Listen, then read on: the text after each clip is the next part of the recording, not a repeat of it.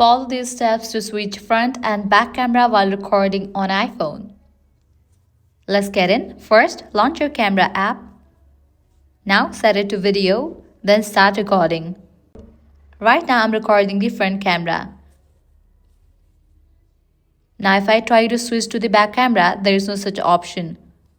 At the moment within iPhone, there is no such option in the camera settings to switch front and back camera while recording. But there is a trick that you can use to do this.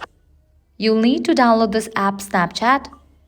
This app will allow you to switch front and back camera while recording. Let me show you. Launch it. I have enabled front camera. Now I'm gonna record the video.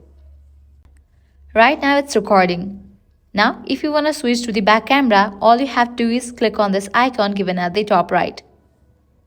With that, I have enabled back camera.